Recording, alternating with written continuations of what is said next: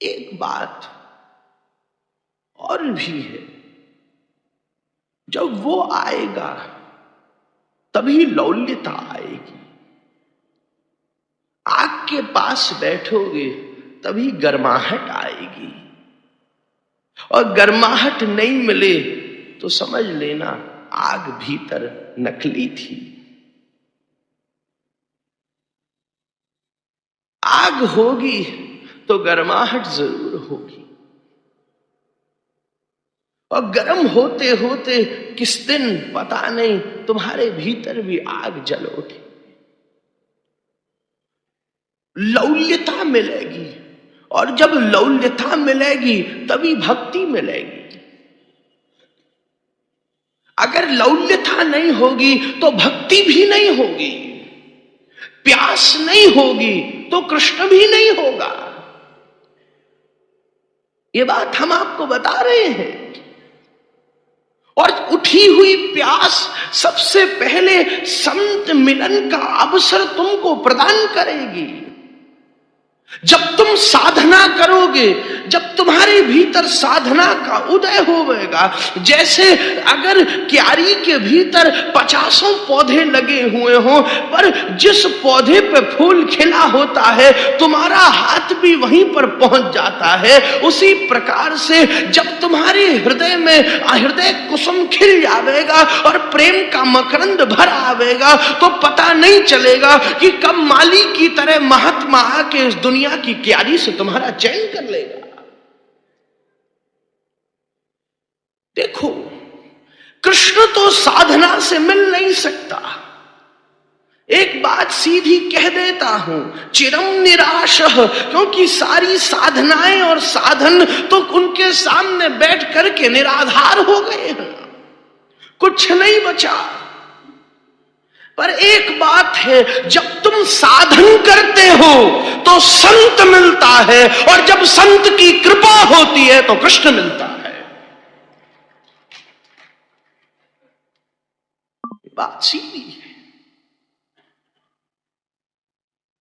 लौल्यता जरूरी है। आज सवेरे में यही, अगर लौल्यता होगी तभी भक्ति होगी। भक्ति फोकट की चीज नहीं है, वो ऐसे ही डोनेशन कर देने की चीज नहीं है, फ्री फंड की चीज नहीं है। उसका मूल्य देना पड़ेगा, शुल्क देना पड़ेगा। रूप गोस्वामी पाद भक्ति रसामृत सिंधु में लिख रहे हैं, अगर भक्ति को पाना है तो उसका मूल्य चुकाना पड़ेगा। और मूल्य क्या है? लौल्यता। लौल्य मात्रमपि मूल्य केवलम। ऐसे ही नहीं मिल जाएगी, जल्दी ये लेकर के आ गए, पे करना पड़ेगा। यू हैव टू पे, चुकाना पड़ेगा, ऐसे नहीं मिल जाएगी। जब लौल्यता होगी तो भक्ति, और जब भक्ति होगी तो ये बात छोटी पड़ जाएगी कि मैं तुम्हारा हूं, मैं तुम्हारा हूं, ये बात छोटी है। मैं तुम्हारा हूं, ये बात मुक्तों की है। मैं तुम्हारा हूं, ये बात योगियों की है, व्रतियों की है, अनुष्ठानिकों की है, तीर्थयात्रियों की है, वो अपूर्वत्व संभावी अनंत जितने संसाधनों में रत लोग हैं उन सब की है कि मैं तुम्हारा हूं। पर जब हृदय में प्यार का उदय होता है तो मैं तुम्हारा हूं ये पीछे रह जाती है, तुम हमारे हो, ये अधिकारत्व है। मेरे तो गिरधर गोपाल, मीरा कह रही है, तुम हमारे हो, मैं तुम्हारा हूं, ये चालाकी है। मैं तुम्हारा हूं, ये बहुत बड़ी धोखाधड़ी है। भगवान, हम तुम्हारे हैं, ध्यान रखना अब हमारा। भोजन समय से मिलना चाहिए, घर अच्छा मिलना चाहिए, मुन्ना नु चंगी नू मिलनी चाहिए, ये अच्छा होना चाहिए। ये धोखाधड़ी है। मैं तुम्हारा हूं, अच्छी तरह आप रख लेना। प्यार यहां नहीं होता, भक्ति ये नहीं होती, क्योंकि भक्ति में उन तक पहुंचा नहीं जाता है, उनको भी अपने दरवाजे पे खड़ा कर लिया जाता है। भक्ति में, मुक्ति में तुमको जाना है, भक्ति में तुमको कहीं नहीं जाना है। तुम जहां पे हो वहीं पे खड़े रहो, आ जाने दो उसको अपने दरवाजे पे। नहीं गया प्रहलाद कहीं, बुला लिया खंबे से। नहीं गए गोसाई जी कहीं, बुला लिया शालिग्राम से राधा रमण को।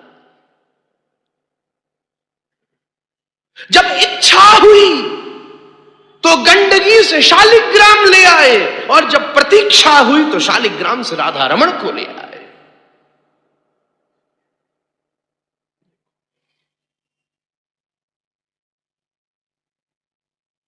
मैं तुम्हारा हूं, धोखेबाजी है। उससे भी बड़ी बात है, तुम हमारे हो, चिंता मत करो, जो होगा वो तुम्हारे दर के ऊपर हम उपस्थित कर देंगे।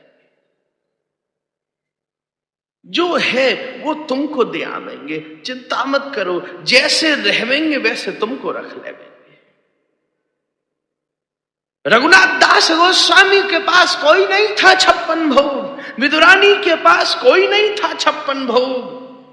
रोज शास्त्र लिखते समय दास गोस्वामी एक पच्छा छाछ पीते थे, और वही छाछ ठाकुर को अर्पित कर देते थे।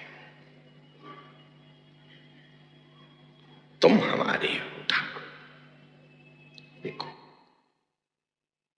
प्यार की दिव्यता, ऊंचाई तो तब पहुंचती है जब तुम कहते हो वो हमारा है, और वो शास्त्रों में जाके कहे कि वो हमारा है।